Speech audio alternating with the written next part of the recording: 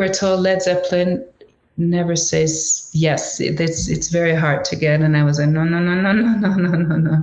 You don't understand. We are gonna get going to California. Please, we need to have that song.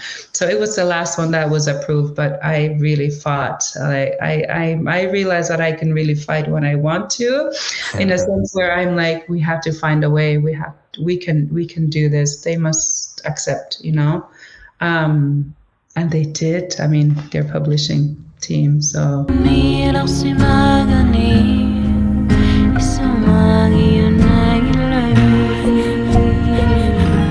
What up, everybody? Welcome back to another one of our Convos. Today, joining us another very special guest, singer-songwriter, musician, Elisapie.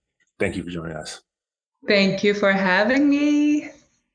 And, we always like to kind of start from the beginning and kind of talk about how you got into music, kind of your background, how you got into what you're doing now, and kind of touch on everything. So starting from the beginning, can you kind of tell us a little bit about your upbringing? Well, I'm from quite a small town. When we say small town, we should also say isolated town, because we can only travel to my hometown by plane. Sure. And of course, if you know a little bit, the Arctic, Canadian Arctic, that's where I'm from, treeless place in the tundra, Inuit people, a very old, of course, culture. We're the first peoples of course, North America, Canada. So we have a very rich history, traditions, and language. But I'd say 1950s, 1960s is when our town actually became a town. Before that, we were nomads, right? So yeah. This is very not long ago. So we've had to adapt very quickly in such a quick and intense way to the modern world, where we were no longer nomads. Of course, we still have our camps, but so me being a young girl in the 80s was very much like the new modern life for Inuit. So this is how I grew up in my town. Since the 60s, we have school, federal school. So since then, so much has changed for my people. So it's a very young way of living, which was not ours before. That's why I say we're a very old culture, but very young and fresh in the new way that we've had to adapt this new way of life. So it can be pretty challenging. Of course. Colonialism, we say? Yes, colonialism. Colonialism, I think has, made a huge impact in our way of life, gave us a lot of challenges, but we're still very, very proud people, very, very into our traditions, of course, but also very much open to the new way of life. So it was pretty exciting being a young kid, in a small town like this, discovering everything new, and also wondering how life is outside our town, because it's such a mystery for me as a kid. But it's funny to be talking about all this when I'm here based in Montreal and have a very, very diverse life. So, yeah. Okay. And I guess Inuit culture, musically, is there a strong heritage when it comes to music and creating music and whatnot, or is it has it kind of been influenced by the wave of pop culture music that kind of came in recently? We were definitely exposed to pop culture. I mean, if I think about my uncles who were sent to residential schools in the 60s, came back home because every summer they were allowed to go home, and they would leave some 1,000 kilometers away from home, being educated in the South, what we call the South in Ontario or Quebec, they would come back with guitars, with long hair. They were hippies, so of course Okay. they got into Led Zeppelin. They got into, I don't know, Jimi Hendrix. They got into, of course, Pink Floyd, and so definitely we were not, you know, we were definitely into that. So that's what's definitely influenced me. I think musically, everything we do now is very much influenced with what our uncles and aunts took, as the first modern things, and it was definitely music that played a huge role, in this transitioning way of life. So yeah, and of course Bob Dylan. I think he changed many people's lives. Neil Young, being a Canadian here, Yeah. was our musical hero. We really consider Neil Young as a Inuit music.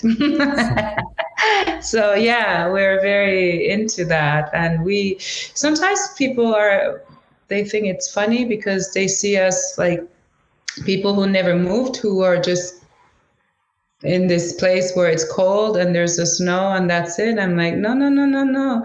We've always been adapting. We've always been creating, innovating, even when we were in igloos, right? So of course we took the music and we just like went with it, and we used it, and we had fun with it. We danced to it. We, stayed up all night in the 24-hour daylight in the spring home. So Yeah, it's yeah, nice. yeah. Mm. Okay.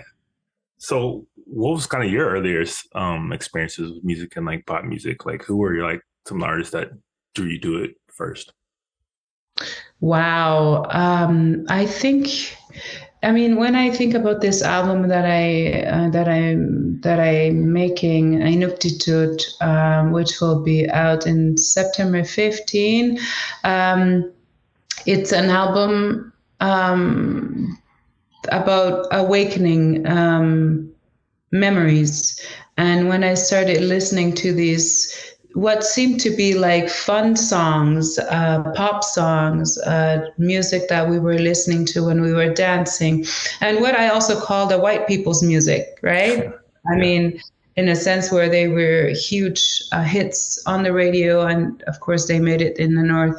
But I think when I started really reflecting on what's going on behind that emotion, which seemed like a really naive, innocent emotion, I realized, or memory, I realized there was something a little deeper each time I dug a little bit. Let's, for instance, Blondie, Heart of Glass. I realized this was not just a moment of pure joy of people dancing, my babysitters, when I was 5 years old, and being mesmerized, and me being amazed by the beauty of kids dancing, and just feeling loved, and feeling cool among these young people dancing. I realized this was also emotional because it was in an era where things were shifting, where things were still good in a sense before suicide pandemic arrived in the North. Mm. So that's really, yeah, definitely Blondie. A lot of dancing songs, I'd say, of course, Queen. um, but then we go into Led Zeppelin, going to California, and then eventually Metallica. So these are all the songs that have definitely influenced me. Although I'm, musically, I've gone elsewhere, but I think I really needed to bring back these songs that are maybe not so lefty, but more like big songs, big hits. Yeah. Yeah. Okay. And I guess, you said that you guys had your own, obviously, musical heritage, music culture before pop music came around. Um, how how does it compare to, Inuit music and like cultural heritage and pop music? Like, was there like a crossover? Is that kind of what it made it easy to transition to? Um, that's a very good question. I think I think these very popular pop songs allowed for Inuit actually to feel the opposite of where they're from, you know. Musically, from where I'm from, it's very much throat singing, two women singing, making this really cool rhythm, which sounds really bizarre right now on the computer, but it's pretty amazing to live and feel two women making these pretty crazy sounds through rhythm. Okay. I don't know if you ever heard a throat singing I have before. not. No, okay. Well, it's gonna sound weird, but I'm just gonna try to imitate what we call the little puppy song. It's Okay. it has to do probably with maybe um, uh, Dog Sled, maybe. It's related to It's an old song that's been going on forever. It goes like this.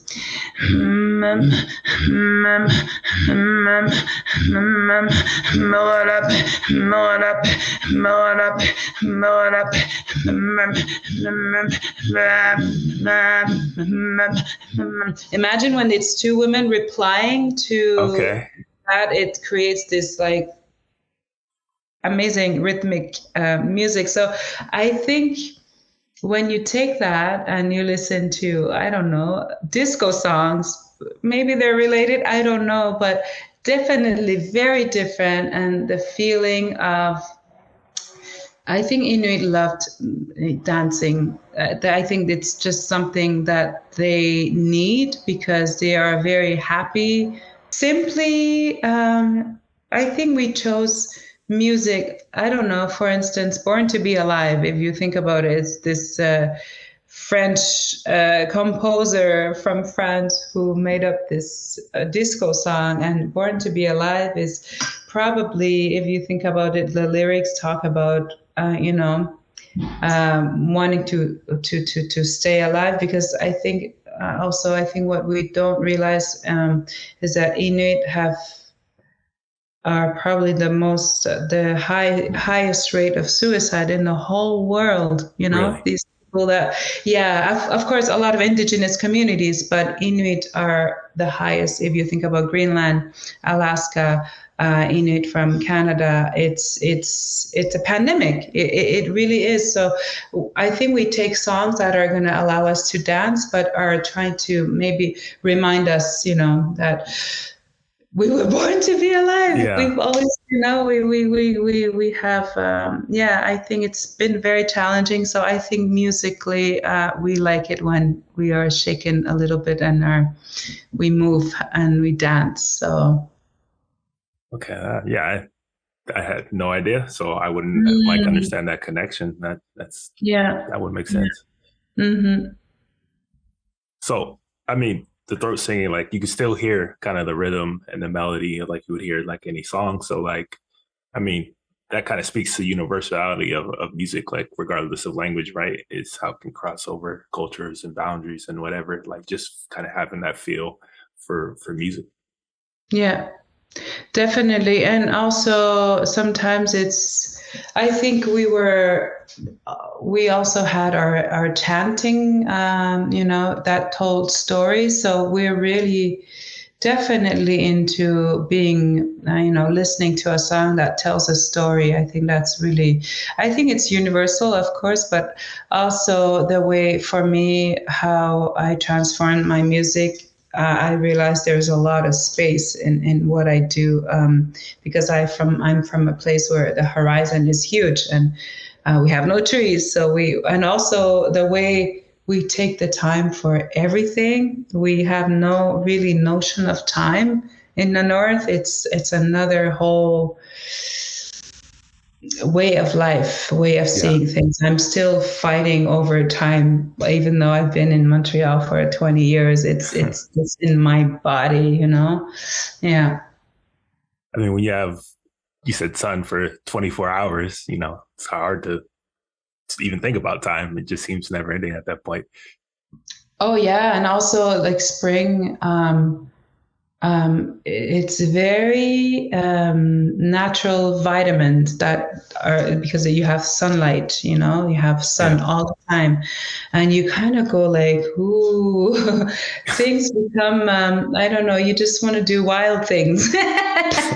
Like any human body and head, it's like it's time to be. I don't know. Also, you just want. I guess it's also the notion of going back to the wilderness in a way, because winter is done. You're free. You made it. That's been our lifestyle since millennia. So it's definitely in us, and I think it's.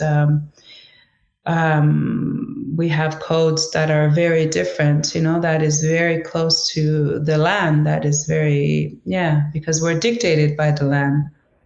Yeah. Okay. Yeah. Definitely different than I guess like a lot of like American culture and how people kind of relate to their surroundings for sure. Oh, yeah. And very different from Canadian culture. It's like, we're in Canada, but it's totally different. Yeah. So I mean, you mentioned Metallica, and from what I read, they came through Quebec in 1992 on a tour, and you got a chance to interview them at 15. Yeah.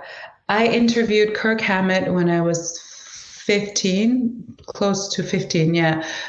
With my broken English, my English was pretty horrible. I remember preparing that line. I will never forget it. I wrote it down. I got help from someone who spoke very, very well English, and it said, "Who were your influences?" Oh my God.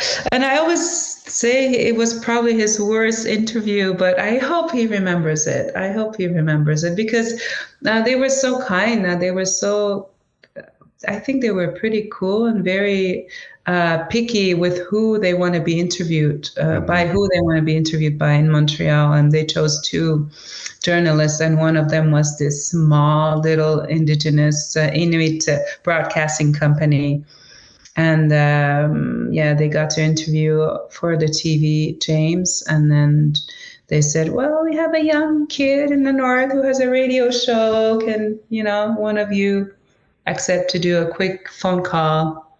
So Kirk was like, hello, Elisapie. It was amazing. It was amazing. It was like, yeah, I feel like I was given, like, I don't know, a little piece of something to grab onto, to put in my personal secret wish to maybe, maybe leave town, maybe do Yeah. something in music or in journalism. That's really what I wanted to do. And so I saw their show last week in Montreal, and it was pretty amazing. I mean, Yeah, just that's a historic moment right there. And Metallica is one of the biggest bands to have ever come out, and to be able to interview them at like 15. So is that kind of like what gave you the love for like music and like thought, oh, this could be a possibility for me? Well, I never, no, at 15, no way. Not even one kid I know would ever consider singing where I'm from anyway, because there Yeah. is not a whole lot. I mean, each artist that I know musically is either a receptionist at the co-op, is a water truck driver, or a teacher, or sometimes even a janitor. Like, and we just, music is just there for a hobby, for fun, right? Because we Mm. love, but we also have other jobs. So never did I think at 14, 15, that's what I could do, except one day when I saw, when I heard, like, I got a cassette from this girl, Inuk girl called Susan Aglugak. She became, quite famous here in Canada. And she sang, yeah, back then in English, but still she was a voice that I could, look up to. And I realized, you can make songs and record them. And I mean, I literally got hit by lightning, and that's when I was like, okay. I was about 15 then. That's when I again secretly said, wow, okay, something was, something woke up. And I was Yeah. but I never really, because I was so insecure, maybe. And I was like, well, and I'm also maybe very hard-headed as a person. Maybe I don't want to I want to secretly do it and slowly know if I'm ready or not. And so it took me a while. I mean, I was a social worker, I was a journalist. I mean, I could have just stayed home and have a great life working with kids, and that's really what I wanted to do, and or be on the radio. But yeah, music was always there. It's just, for me, it's almost like therapy. So it's So you had mentioned like people from where you're from never even dreamed about singing or making music or recording. So like, was there any representation among like popular music coming from like, native musicians, native artists, or people from like the native culture that you could like kind of point towards? Oh my. I mean, later on, of course, when you think about Buffy St. Marie, she's amazing. She's had many lives. She was her. I think Elvis took one of her songs. She won the Oscars for Up Where We Belong. She wrote that song. I mean, she's just been like, she's an amazing singer-songwriter, and she was very experimental also. Like, I don't know if you would be curious enough, but there's an album called not Visions, but oh my God, I'm having oh my God, Buffy St. Marie. The album is okay. I'll get back to you on that. I'm sorry, my brain is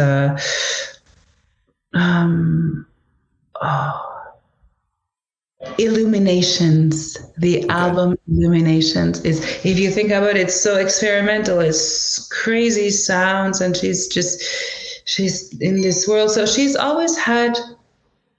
never made the albums that are the same. Of course, she has a very, folk, political songs. Of course, she has that, but she's also is able to make a great love song.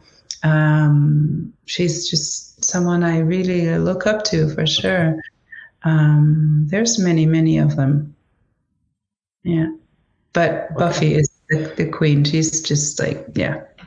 No, I'll definitely go check that out. I love experimental music and finding new artists and different cultures and different, Yeah, and you have to go listen to one of her songs, God is Alive, Magic is Afoot, called. You'll just go in this, put it in your headphones, and it'll be like, whoa.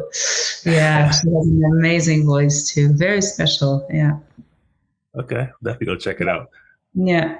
So when it comes to like music in your career, like when did you decide I'm going to start making music, and like, when did you leave where you were to go, to a bigger city, to a bigger region? Well, I went to Montreal. It was really a calling. It was very scary for my family. I think they knew that I was gone because Montreal is quite far. It's very south from where I'm from. Yeah, you said you have to take a plane to get to. Oh yeah, all day. We fly all day. It's pretty far.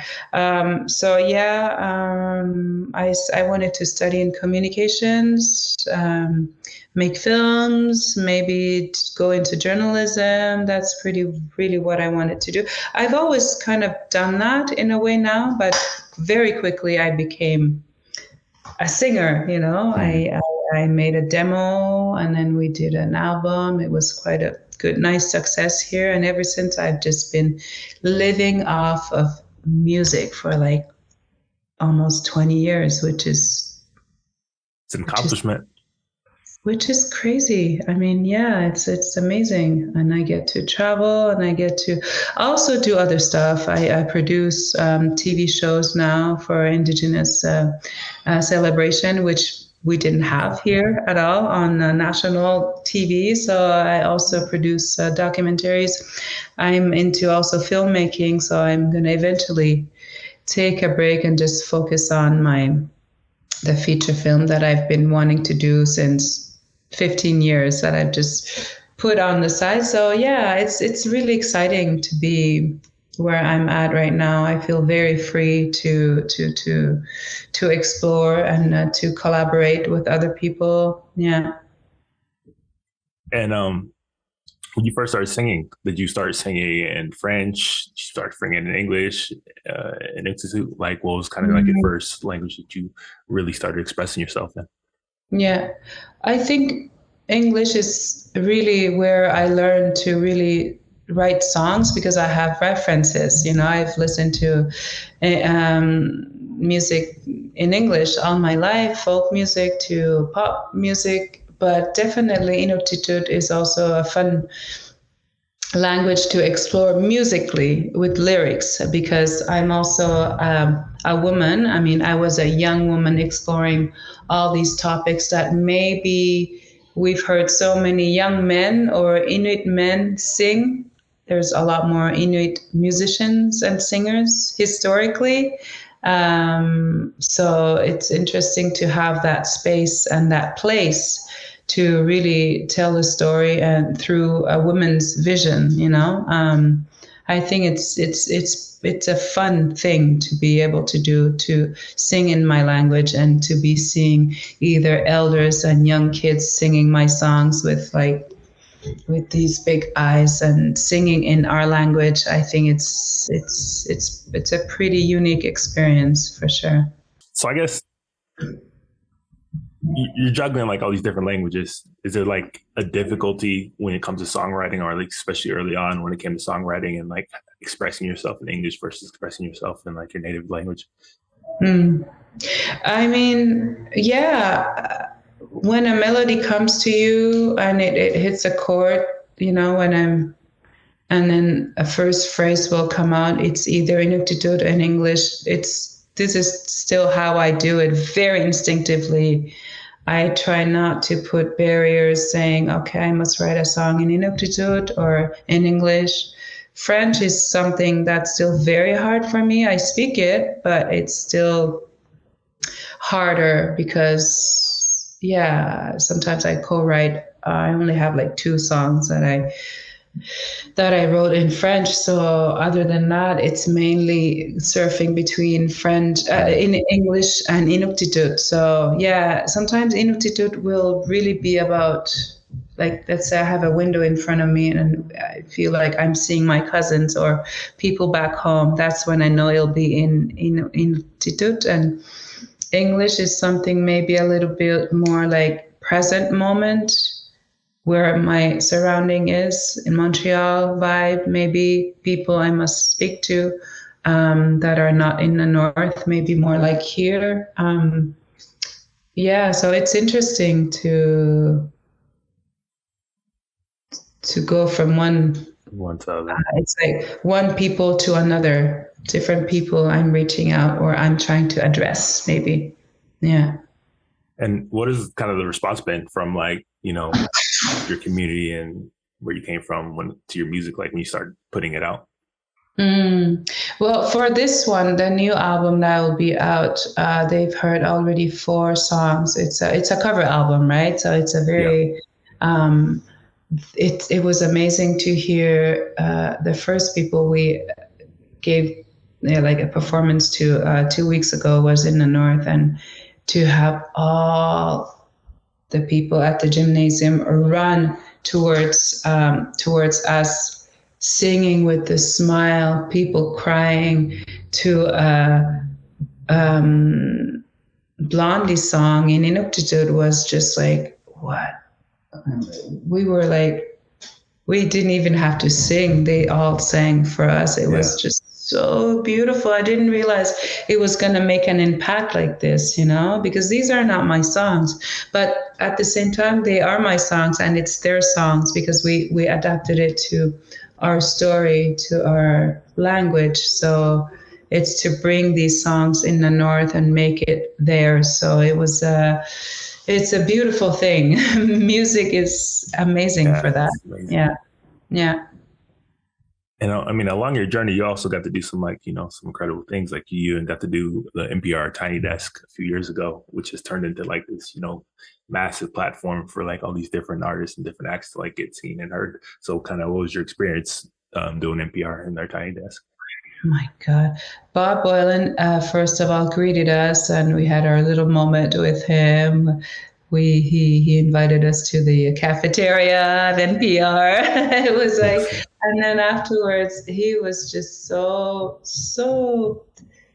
real. So he loves music. That I think that's what is very special with a tiny desk is that you feel the true love and genuine love for music. Is Mm, there's no hierarchy. Like it's just people are equal because they're there to serve the music. So I felt like I went into tiny desk with with my army serving for the music. My armies, which is my musicians and people I collaborate with. So we were just very much in the moment and just feeling these songs like very fully. So it was, and the sound was amazing. I think that's what's very special with Tiny Desk. Also, they have such a great great sound. Very, yeah. sound person that's very unique. It's like, I don't know, something happens. So we loved it, and it being squeezed in this tiny little place, and also allows you to be even more real. So it was amazing. It was the best. I think it was what 20 minutes set, 25 Yeah, minutes. something like It that. was intense, and it was perfect. I couldn't have done it any other way. I think. Yeah. Did it open you up to like new audiences? Did people kind of start reaching out to you more and like, hey, I found you from Tiny Desk? Yeah. Oh my God, yeah. I was in New York City a year ago with Pat Watson from Montreal, Patrick Watson. We were just before him. And I remember seeing a few people I spoke to, and they say, yeah, I saw you on Tiny Desk. And also people from the States, maybe we wouldn't have necessarily Mm. breakthrough. But it's also just a really nice card Yeah. to It's great to to have visit that on your and yeah, resume to for be able sure. to say yes, she did Tiny Desk. So and also being able to send that link, and it's definitely, maybe it's not like, I don't know, it doesn't make you an instant star or anything like that, but it's just a really nice card to have and say, hey, yeah, it's a gift for sure. Yeah. It's amazing. Mm. And now you have a new album coming out, and you said September 15th, Inuktitut, which obviously is, the name of your language. So that's kind Mm. of like representing like what you're doing on the album. It's an album full of covers, as you said, of like some of the, rock and biggest, singer-songwriters, like biggest songs over the like Yeah. decades.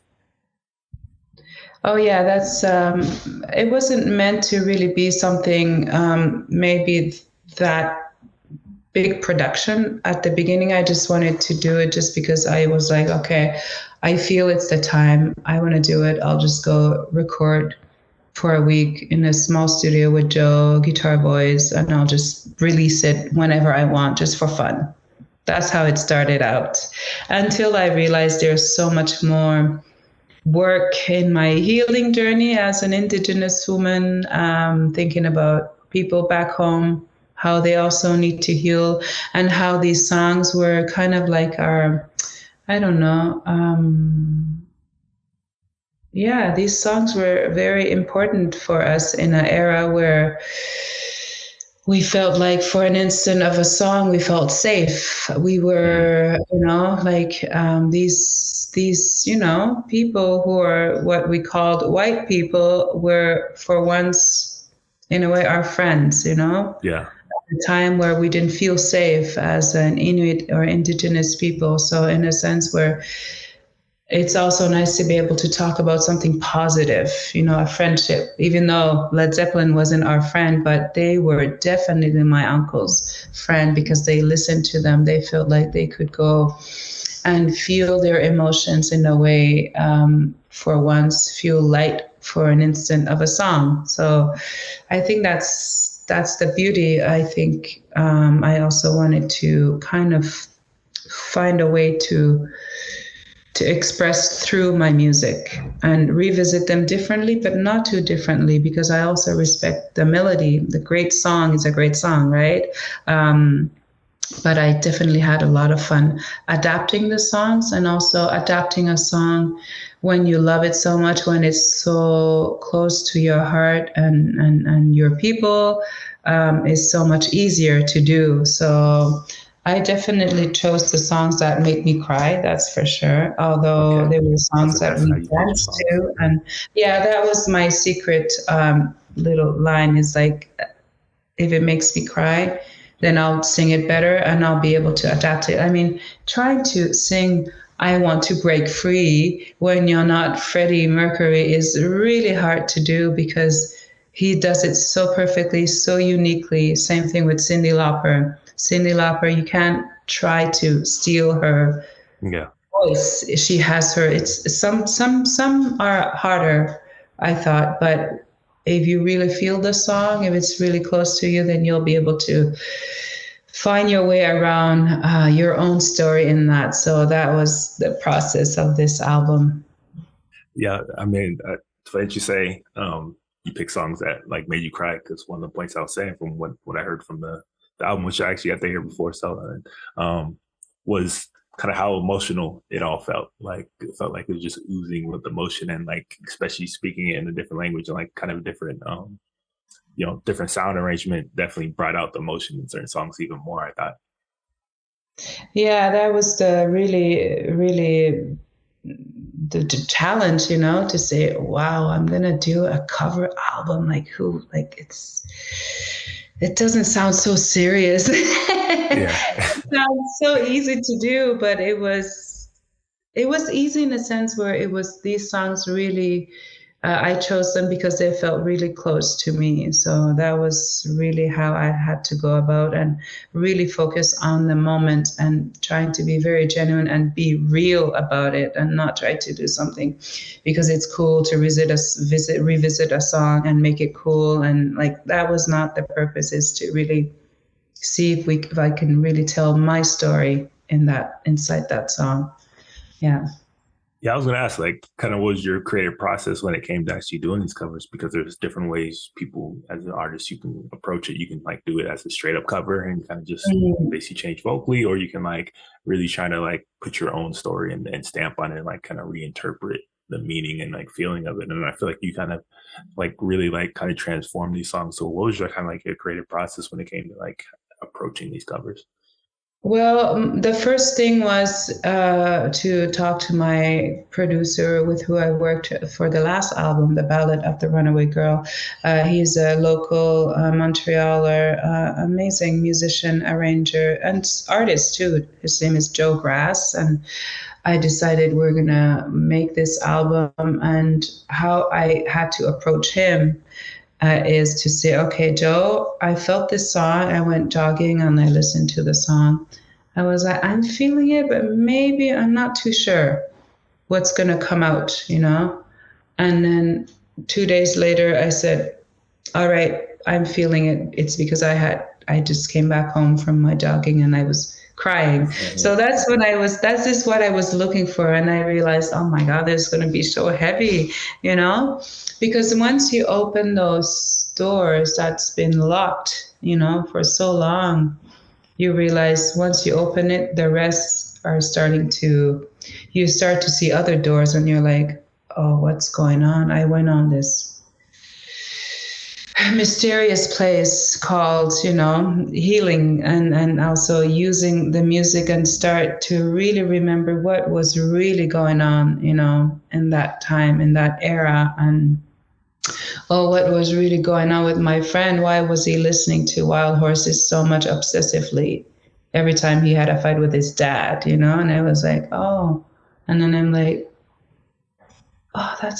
I wish I could go hug him, but he's in the Yeah. north. So also being far away and having, being able to zoom out and really look at things, it became really a place where I needed to go and to really feel and to remember and to unleash all those, memories. You think they're here, but they're in your body too, right? So it's really, yeah, it was a very beautiful spiritual journey, but a lot of crying, and not just yeah, it's a mystery still, but I think I just opened up a lot, and I had to go all the way. And once I knew I was going to do that, then I think I knew by choosing a song that we had to find a way, be very grounded about it, and be very humble, and try not to just make a sketch, Yeah. but to really respect my colors, the way I slow down on that place. And I think to have someone like Joe who's able to see that and who doesn't overplay it either, just to leave room for my emotion and my voice. I think that's where it always, that's how we slowly built these songs, and how we slowly knew which song to choose over one. Yeah. It's the And yeah. I mean, going back to earlier when you talked about how, these songs and like these bands, like this music kind of like came into your community like early on, and like how it kind of shifted things and like opened people's eyes to like, I guess maybe like a wider world. Now thinking about it, it almost feels like this is like a love letter to like Mm. not only these musicians, but like to your community and to this culture, and to like, Oh, just you kind of like giving back to that past. it's a love letter to a lot of people, to my language. It's a love letter to my language also. It is really, because it's beautiful when it's songs that you didn't write, that you're able to understand that they could have been an Inuktitut song, really, or Inuk story, or Inuit story. And yeah, it's definitely a love letter. There's a lot of love in these songs for sure. Even though I cried a lot, there is also such beauty at the end of each of these songs in this project. Anyway, a lot of light and a lot of feeling lighter too. Yeah. Mm. Mm. Yeah, I was gonna say like after you kind of, because I feel like you kind of touching on your past and like your history and like finally like Yeah. getting these things out. I'm sure it had to be like kind of a freeing type feeling almost. Oh my God. Yeah, it is really that. It's I think I feel much lighter. Yes. Okay, and from what I read, like you got a lot of blessings from like the actual artists themselves, right? Oh my God. Yeah. I mean, we had to go through their people, the people with Yeah, of their people course. behind the Yeah, people of their people, because these are big stars. But Debbie Harry wrote to me saying she loved the video and the song, and that she's very honored that I took her song, and she loves it. Metallica shared it on their that's awesome. Instagram. Yeah, it's been amazing. I mean, I can't wait for people to hear the rest of the album now. I'm ready. It's been a long time coming because we recorded almost 2 years ago, and then we had to wait a whole year to make sure that we get all the rights. Hmm. Because when you adapt a song into another language, it's pretty complicated. So we gave ourselves a whole year to reach out the people, behind their Yeah, management, publishing rights. you gotta get So through the lines of defense. yeah, and especially like we were told Led Zeppelin never says yes. It's very hard to get, and I was like, no, no, no, no, no, no, no, no, no. You don't understand. We are gonna get going to California. Please, we need to have that song. So it was the last one that was approved, but I really fought. I realized that I can really fight when I want to, in a sense where I'm like, we have to find a way. We can do this. They must accept. Um, and they did. I mean, their publishing team. So I I hope mean, they're it's gonna also listen probably the to first it. time these artists have had their songs in Inuktitut Mm, or like in a language. So like for them, that's yeah, also like gotta be something really cool. in a very ancient indigenous language for sure. I think I'm hoping one day they'll listen to it. I mean, it's not always easy for people like that, but I'm just hoping that one day I'll find a way to send a little personal message Yeah. and that final. So I'm looking forward to that part, to just making a little special note to all the Well, artists, just thank to you. say thank you. Yeah. I mean, you never know. They probably have, kind of honestly, just like I said, like that's not something that probably comes across their way very often or Mm. if ever, and to know that their song that they created so long ago, and like this very Mm, English American whatever culture yeah, has yeah. resonated so much with like this completely different culture. It's got to be Oh yeah, wonderful. in the small town up north, in small towns up north, yeah. Like, you know, um, for example, like Metallica, Unforgiven, your cover of Unforgiven, and it's like I think your version of it kind of shows just how kind of underrated they are as songwriters and lyricists, and like how emotional and emotive their music really is behind all the the in your face Yeah. loudness to their songs. Like, but they also have like great songwriting, and I think your Oh cover my really brought out goodness. that emotion. Oh yeah, I think that's what I also loved. I mean, people would think I listened to Metallica, and I'm like, yes, I did. You have to also know behind these loud noise that could look like loud noise is a melody. This lyrics is the view of the world, and it's yeah, that's why they were so successful. They are still very successful. They have followers since they started. Like Yep. that's pretty Diehards. amazing. And they're very, very, I think they're very generous and very genuine with what they do also as a band. Yeah. So, kind of, what was the response when you kind of put some of these singles out? Because, like I said, you covered some big ones, Blondie, Metallica, and whatnot. Like, so kind of, what was the response from the general audience, like from their fans, maybe? Like, what was their response to these covers? I mean, Metallica, I think, has been most surprising. I can tell these are not necessarily my fans replying to the video. I Yeah, mean, yes, my fans also are a lot of new people, and I can tell these are Metallica die-hard fans who are really enjoying this version, for instance. So that's really fun, and I think that's so cool because we're all connected through yeah. Metallica. We're all very diverse people, diverse countries, diverse cultures, and I think we all have this something in common. And we're like, okay, we feeling like someone is trying to tell the story through our pains and supporting us in a way, right? I think that's how Metallica has always been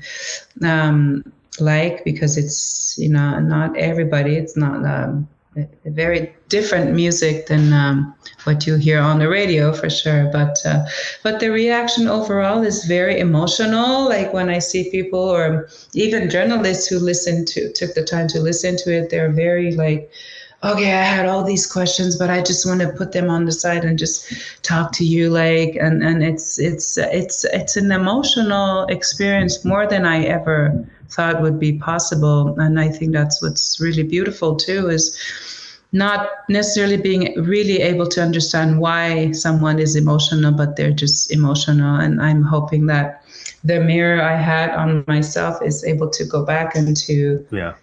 so people can also reflect about their memories and their childhood, or yeah, that was the purpose for me.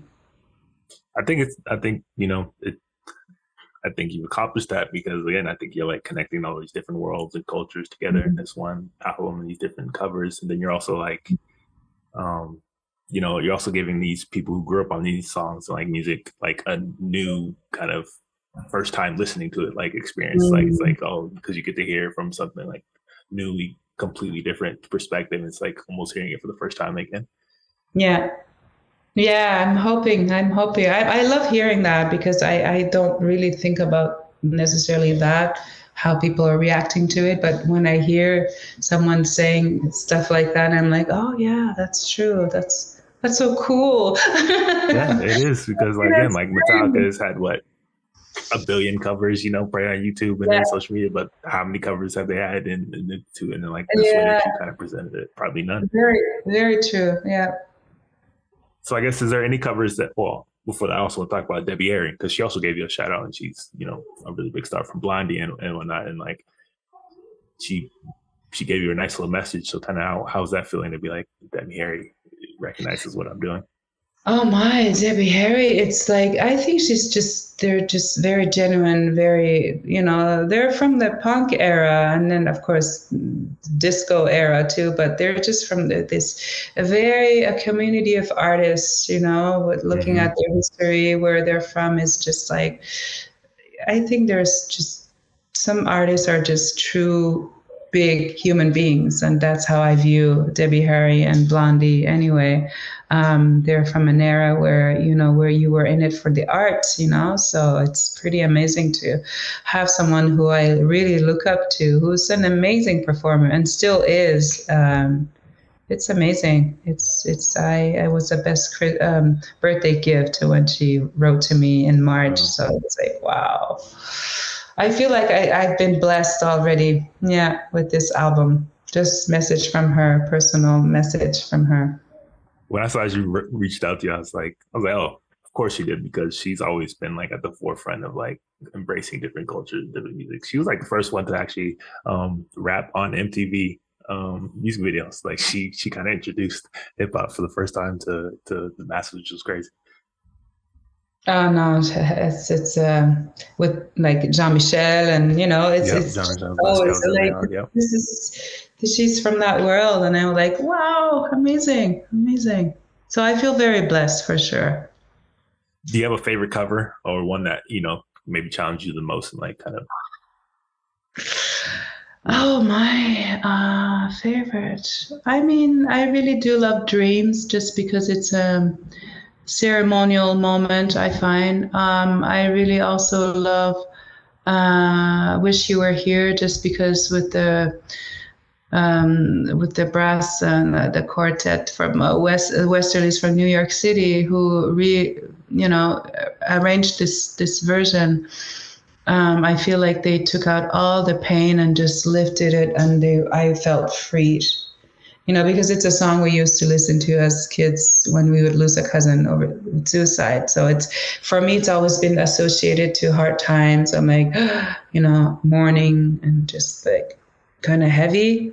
And I was like, I'm going to revisit this song and make it something else. I must do something with this. And the Westerlies took it and made it so... I feel like there's light, there's the sky, and we're being freed. So that's how I probably won't be able to sing it properly live, just because I'm going to be very in the moment, emotional about it. But there's light now. The heaviness is gone, at least. Yeah. Okay. And for the future, so obviously like September 15th, album out. Any like special release plans? You're doing these shows, any tours, anything planned for the future after this release? I do have a few things happening. I'm probably going to LA in November, more like showcase moments. A lot of European tour, a little bit this fall, but hopefully, and of course Canadian tour here. But we're hoping, hopefully 2024 will make it out to the US. That's the plan. Yeah, maybe all Phoenix. Right. That'd be awesome. We'll definitely definitely be checking for you, and everybody else should definitely go run those streams up when it drops. September 15th, and go follow her and wherever all the socials that we'll have down below where you guys are watching or listening to this. And it's been an absolute pleasure speaking with you. And go see the videos too on my YouTube. There's many of them. Yeah. Yes. Definitely. Thank you so much. Nice talking to you, Dario. Amazing. Yeah. Nakomik. Have a great day.